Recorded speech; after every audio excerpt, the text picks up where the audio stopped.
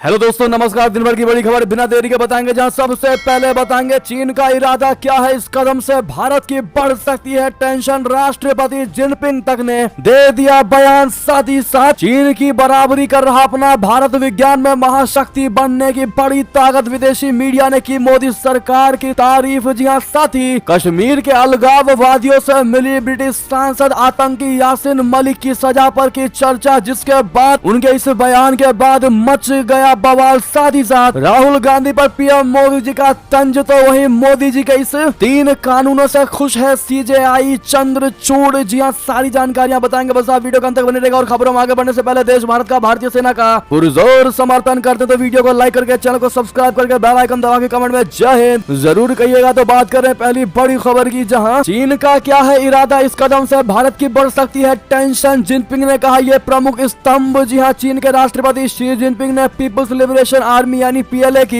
एक नई शाखा, नया ब्रांच सूचना सहायता बल यानी इंफॉर्मेशन सपोर्ट फोर्स की शुरुआत की है। उन्होंने कहा कि ये एक रणनीतिक शाखा और दुनिया की सबसे बड़ी सेना का एक प्रमुख स्तंभ होगा। जिनपिंग सत्तारूढ़ चीन की कम्युनिस्ट पार्टी के अध्यक्ष होने के अलावा चीनी सेना के समग्र उच्च कमान केंद्रीय सैन्य आयोग के भी प्रमुख हैं। चीन के राष्ट्रपति शी जिनपिंग ने कहा कि सूचना सहायता बल की स्थापना की जा रही है, जो एक मजबूत सेना के निर्माण की समग्र आवश्यकता के आलोक में सीपीसी और सीएमसी द्वारा लिया गया एक बड़ा निर्णय है। सूचना सहायता बल को पीएलए के रणनीतिक समर्थन बल का संशोधित संस्करण माना जा रहा है, जिसे 2015 में अंतरिक्ष, साइबर, राजनीतिक और इलेक्ट्रॉनिक युद्ध से निपटने के लिए स्थापित किया गया था। रक्षा मंत्रालय के प्रवक्ता वू कियान ने बताया कि सूचना सहायता बल नेटवर्क सूचना प्रणालियों के समन्वित विकास और अनुप्रयोग के लिए महत्वपूर्ण समर्थन के रूप में काम करेगा। एक दशक पहले सत्ता में आने के बाद से राष्ट्रपति जिनपिंग ने भी सेना को और अधिक मजबूती से अपने नियंत्रण में लाने की कोशिश की है। जी हाँ, जिनपिंग ने कहा कि बल की स्थापना सत्तारूढ़ कम्युनिस्ट पार्टी के शीर्ष नेताओं द्वारा चीनी विशेषताओं के साथ आधुनिक सैन्य बल प्रणाली में सुधार के लिए एक बड़ा निर्णय था। यानी कि दोस्तों, इस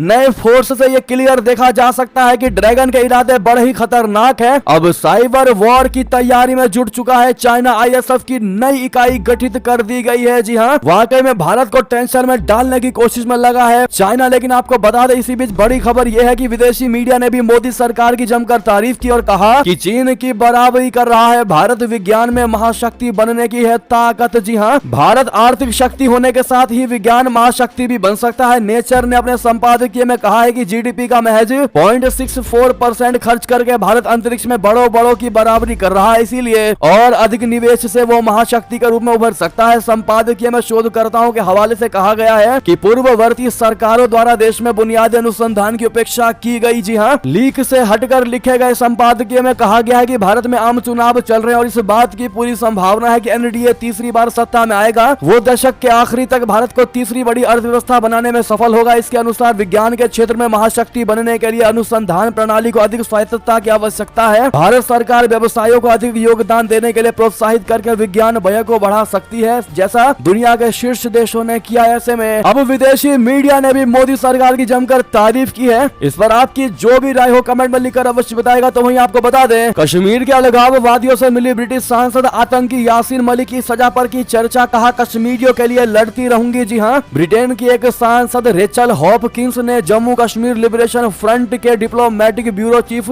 जाफर खान और अन्य सदस्यों से मुलाकात की है। ब्रिटेन की संसद में हुई इस मुलाकात के दौरान उन्होंने कश्मीर के आतंकी यासीन मलिक के केस की सुनवाई पर भी चर्चा की। संगठन के सदस्यों से मुलाकात के बाद रेचल ने सोशल मीडिया पर कहा कि मैंने जाफर खान के साथ अहम बैठक की। इस दौरान यासीन मलिक को हुई सजा के खिलाफ अपील करने पर चर्चा हुई। मैं हमेशा कश्मीरियों और उनके अधिकारों के लिए खड़ी रहूंगी। जेकेएलएफ पर जम्मू कश्मीर में आतंक भड़काने और अलगाववाद को बढ़ावा देने का आरोप है। भारत ने साल 2019 में संगठन पर बैन लगा दिया था। जी हाँ, यासीन मलिक को 2022 में एनआईए कोर्ट ने टेरर फंडिंग केस, यूएपीए और देश के खिलाफ युद्ध छेड़ने के आरोप में उम्र कैद की सजा सुनाई थी। 2 मामलों में उम्र कैद और अन्य मामलों में 10 साल सजा सुनाई गई थी। इसके बाद एनआईए ने यासीन मलिक की सजा को उम्र कैद से सजाए मौत में बदलने की अपील की। यासीन मलिक पर पाकिस्तान के समर्थन से कश्मीर में आतंकी हमलों के लिए फंडिंग और आतंकियों को हथियार मुहैया कराने से जुड़े कई केस दर्ज थे। जी हाँ, आप लोग को याद दिला दे जिनको याद नहीं है, मलिक पर 25 जनवरी 1990 को श्रीनगर में एयरफोर्स के जवानों पर हमला करने का भी आरोप है। इस घटना में 40 लोग घायल हुए थे, जबकि 4 जवान अपने शहीद हो गए थे। उन दिनों को भारत कभी नहीं भुला सकता। ऐसे में जिस प्रकार से यासीन मलिक की पैरवी करने आई है ये ब्रिटिश सांसद और कह रही है कि कश्मीरियों के लिए लड़ती रहूंगी, इस पर एक भारतीय होने के नाते आपका जवाब तो बनता ही है दोस्तों, क्या कहना चाहेंगे आप लोग, साथ ही साथ बता दें। भूखा मर रहा पाकिस्तान, भारत में 80 करोड़ लोगों को फ्री अनाज, योगी आदित्यनाथ जी का बड़ा बयान। कहा पाकिस्तान का जिक्र करते हुए कि वहां लोग भूखे मर रहे हैं, लड़ रहे हैं भूख मिटाने के लिए, खाने के लिए। वहीं भारत में उसकी आबादी से ज्यादा लोगों को यानी 80 करोड़ लोगों को मुफ्त में राशन मिल रहा है। पश्चिमी उत्तर प्रदेश के अमरोहा में एक चुनावी रैली को संबोधित करते हुए सीएम योगी आदित्यनाथ जी ने यह कहा और साथ ही साथ कहा कि भगवा पार्टी का नारा फिर एक बार मोदी सरकार पूरे देश में गूंज रहा है। मौजूदा लोकसभा चुनाव में अमरोहा निर्वाचन क्षेत्र में भाजपा उम्मीदवार कंवर सिंह तंवर के समर्थन में आयोजित रैली में योगी आदित्यनाथ जी ने प्रधानमंत्री नरेंद्र मोदी के सामने ये बात कही है। जी हाँ, उन्होंने कहा कि पाकिस्तान की आबादी मुश्किल से 23 से 24 करोड़ है। 1947 में विभाजन के बाद बना था, आज भूख से पीड़ित है। एक तरफ पाकिस्तान है और दूसरी तरफ भारत है, जहां 80 करोड़ से अधिक लोगों को मुफ्त में राशन देने का वादा है। आपको बता दें कि भाजपा ने अपने लोकसभा चुनाव घोषणा पत्र में अगले 5 वर्षों तक देश के 80 करोड़ से अधिक लोगों को मुफ्त राशन देना जारी रखने का वादा किया है। यानी कि पाकिस्तान से 3 गुना से भी अधिक नागरिकों को भारत में राशन देने का वादा किया जा रहा है। तो वहीं पाकिस्तान की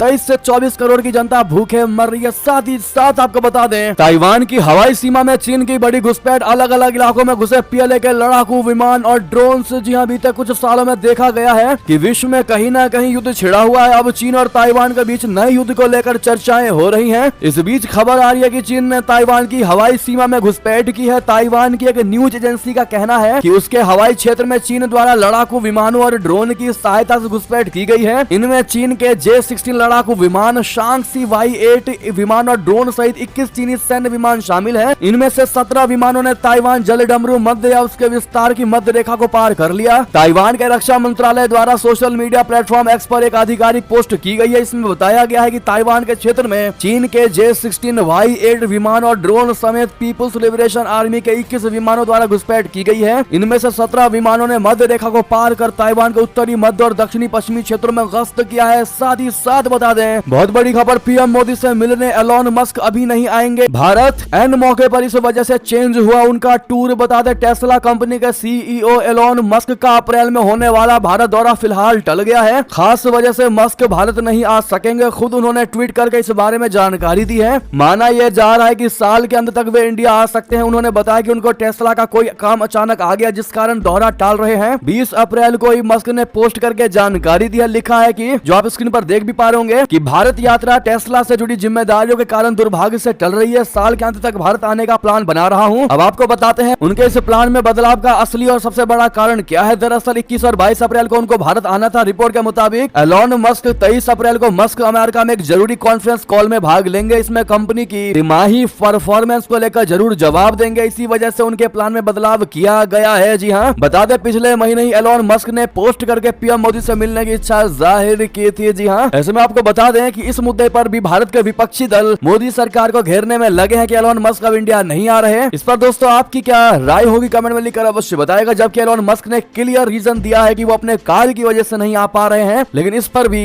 भारत के विपक्ष राजनीति करने में लगे हैं। इस पर आपका जवाब तो बनता ही है। साथ ही साथ बता दें, अमेरिका ने पाकिस्तान को दिया तगड़ा वाला झटका। बैलिस्टिक मिसाइल कार्यक्रम के लिए इन कंपनियों पर लगाई रोक। जी हां, अमेरिका ने पाकिस्तान के बैलिस्टिक मिसाइल कार्यक्रम के लिए मिसाइल लागू वस्तुओं की सप्लाई के लिए 3 चीनी कंपनियों और एक फर्म के खिलाफ रोक लगाई है। अमेरिकी विदेश विभाग ने शुक्रवार को एक बयान में कहा कि जिन संस्थाओं पर रोक लगाई गई है उनमें 3 चीनी कंपनियां Xian Tangde technology development company limited, Tianjin creative, सोश इंटरनेशनल ट्रेड कंपनी लिमिटेड और चैन पैक्ट कंपनी लिमिटेड, साथ ही बेलारूस स्थित मिन्स व्हील ट्रैक्टर प्लांट शामिल है। राज्य विभाग कार्यकारी आदेश के अनुसार 4 संस्थाओं को नामित किया गया है जो सामूहिक विनाश के हथियारों के प्रसार को और उनके वितरण के साधनों को लक्षित करता है। इन संस्थाओं ने पाकिस्तान को मिसाइल लागू वस्तुओं की सप्लाई की है। तो वहीं आपको बता दें, ईरान ने भारत से मांगी भारी मदद। पाकिस्तानियों में मची खलबली, शख्स ने न्यूक्लियर पावर पर कह दी बड़ी बात। दरअसल ईरान और इजराइल के बीच चल रहे जवाबी हमले के बीच ईरान ने भारत से मदद मांगी है। इस मुद्दे पर अब पाकिस्तान में बवाल मच गया है। पाकिस्तान की आवाम का सवाल है कि आखिर ईरान मुस्लिम देश है और पाकिस्तान भी मुस्लिम देश है, तो ईरान भारत से मदद क्यों मांग रहा है। इस दौरान पाकिस्तानी शख्स ने कहा कि न्यूक्लियर पावर बनने से कुछ फर्क नहीं पड़ने वाला। दुनिया में अन्य देशों से अपने संबंध कैसे हैं, ये काफी महत्वपूर्ण है। दरअसल पाकिस्तानी यूट्यूबर शोएब चौधरी ने ईरान और इजराइल के बीच जारी जंग पर पाकिस्तान की आवाम से बात की। इस दौरान शोएब चौधरी ने कहा कि ईरान ने भारत से दोनों देशों के बीच चल रहे विवाद को खत्म कराने की गुहार लगाई है, तो दूसरी तरफ यूक्रेन और रशिया के बीच चल रहे युद्ध में भी यूक्रेन ने भारत से समझौता कराने की बात कही है। शोएब ने पाकिस्तान की आवाम से सवाल किया कि आज मुस्लिम कंट्री और नॉन मुस्लिम कंट्री दोनों भारत पर विश्वास कर रहे हैं, ऐसा क्या हो गया है जो ऐसा हो रहा है। ऐसे में शोएब चौधरी के सवालों का पाकिस्तान का एक शख्स यानी पाकिस्तानी शख्स जवाब देते हुए कहता है कि जब दो लोग झगड़ा करते हैं समझौता कराने के लिए, बीच में ऐसे व्यक्ति को लाया जाता है जिसकी बात दोनों मान जाएं। पाकिस्तानी शख्स ने कहा कि आज भारत की दुनिया में इतनी अहमियत बन चुकी है कि वो किसी भी देश को समझा सकता है। शख्स ने कहा कि भारत जो कहता है वो करता है, इसीलिए दुनिया के लोगों को भारत की बात पर विश्वास है। भारत का दोस्त रशिया भी है और भारत का इजराइल के साथ भी अच्छे ताल्लुकात हैं। ऐसे में ईरान ने भारत से मदद मांगी है। पाकिस्तानी शख्स ने कहा कि पाकिस्तान आज न्यूक्लियर पावर जरूर है, लेकिन देश की माली हालत इतनी गड़बड़ है कि पाकिस्तान की कोई सुनने वाला नहीं है। तो वहीं दूसरे एक पाकिस्तानी युवक ने कहा कि भारत साउथ एशिया का डॉन, ऐसे में ईरान को लगता है कि भारत ही एक ऐसा मुल्क है जो इजराइल को समझा सकता है। पाकिस्तानी शख्स ने कहा कि आज भारत दुनिया का सुपर पावर बन रहा है। भारत जनसंख्या के मामले में भी काफी आगे है, इसके अलावा आर्थिक शक्ति के मामले में भी काफी आगे है। ऐसे में पूरी दुनिया आज भारत को सलाम कर रही है। बहरहाल दोस्तों, अब पाकिस्तानी भी भारत का लोहा मान रहे हैं। ऐसे में भारत को इतने ऊंचे स्तर पर ले जाने के लिए आप लोग इसका सबसे बड़ा श्रेय किसको देना चाहेंगे, कमेंट में लिखकर जरूर बताइएगा। और इस बार आपके हिसाब से कौन होगा 2024 लोकसभा इलेक्शन का विजेता, बताइएगा जरूर। साथ ही साथ आपको बता दें, नेपाल में चीन विरोधी गतिविधि बर्दाश्त नहीं करेंगे। जी हां, ड्रैगन ने नेपाली नेताओं को दिखाई आंख, आखिर किस बात का है डर, बता दें। चीन की कम्युनिस्ट पार्टी के वरिष्ठ नेता लियू जियान चाओ ने नेपाल को चेतावनी देते हुए कहा है कि वो चीन विरोधी किसी भी एक्टिविटी को रोके। उन्होंने कहा कि बीजिंग नेपाल में चीन को निशाना बनाने वाली किसी तीसरे देश की गतिविधियों को बर्दाश्त नहीं करेगा। नेपाल में सत्तारूढ़ पार्टी सीपीएन के महासचिव देव गुरुंग फिलहाल चीन के दौरे पर हैं। गुरुवार को आईडीसीपीसी के अंतर्राष्ट्रीय विभाग के मंत्री लियू जियान चाओ ने गुरुंग और उनके प्रतिनिधि मंडल से बैठक की। ईडीसीपीसी के निमंत्रण पर माओवादी केंद्र का एक बड़ा प्रतिनिधि मंडल चीन गया है। द काठमांडू पोस्ट की रिपोर्ट के अनुसार लियू ने गुरुंग और दौरे पर आए माओवादी प्रतिनिधि मंडल से कहा कि हम विश्व शांति के पक्ष में है, लेकिन अगर कोई देश नेपाल में चीन के खिलाफ कार्रवाई करने की कोशिश करेगा तो हम इसे बर्दाश्त नहीं करेंगे। हालांकि लियू ने यह नहीं बताया कि उनका इशारा किस देश की ओर है जो नेपाल में चीन विरोधी गतिविधियां कर रहा है, लेकिन उनका इशारा पश्चिमी देशों की ओर भी हो सकता है। जी हाँ, आपको क्या लगता है दोस्तों, किस ओर इशारा होगा चाइना का? और ये धमकी साथ ही साथ बता दें, इजराइल ने तबाह किया ईरानी S-300 मिसाइल सिस्टम का ठिकाना, सैटेलाइट तस्वीरों में दिखी हकीकत, बता दें। इजराइल के ईरान पर हालिया जवाबी हमले में उसके S-300 मिसाइल डिफेंस सिस्टम को भी नुकसान हुआ है। सैटेलाइट इमेजरी के विश्लेषण में न्यूयॉर्क टाइम्स ने पाया है कि इस फुहान में ईरानी हवाई अड्डे पर इजरायली हमले ने एयर डिफेंस सिस्टम के एक महत्वपूर्ण हिस्से को प्रभावित किया। सामने आई तस्वीरों से पता चलता है कि 8वें शेखरी एयरबेस पर इजराइल के सटीक हमले ने फ्लैट लीड रडार को क्षतिग्रस्त कर दिया, जिसका उपयोग आने वाले हमलों को ट्रैक करने के लिए S-300 वायु रक्षा प्रणालियों में किया जाता है। न्यूयॉर्क टाइम्स ने अपने विश्लेषण में कई सैटेलाइट तस्वीरों का इस्तेमाल किया। विश्लेषण में क्षतिग्रस्त क्षेत्र का स्थान सबसे पहले औरोरा इंटेल द्वारा सोशल मीडिया प्लेटफॉर्म एक्स पर जताया गया था। साथ ही साथ बता दें, इजराइल ने ईरान के हमले से पहले कर ली थी अटैक की तैयारी। अजरबैजान में तैयार किए गए थे 3 एयर बेस। जी हाँ, दरअसल इजराइल ने ईरान के 14 अप्रैल के हमले के जवाब में 19 अप्रैल को हमला किया, जिसके बाद अब जानकारी सामने आ रही है कि ईरान के हमले से पहले ही इजराइल ने ईरान पर कार्रवाई करने की तैयारी कर ली थी और अजरबैजान के कई बेसों पर अपने ड्रोन और सर्विलेंस यूनिट तैनात कर दिए गए थे। तो वहीं आपको बता दें, इजराइल के हमलों के बाद खौफ में दिखाई दिया हमास सुरक्षित ठिकाने की कर रहा तलाश। जी हाँ, इजराइल हमलों के बाद हमास घबरा गया है। बता दें, इजराइल के लगातार बड़े हमलों के बाद और ईरान के अब थोड़े नरम होने के बाद हमास की लीडरशिप भी घबरा गई है। जानकारी के मुताबिक हमास ने अपने राजनीतिक नेताओं को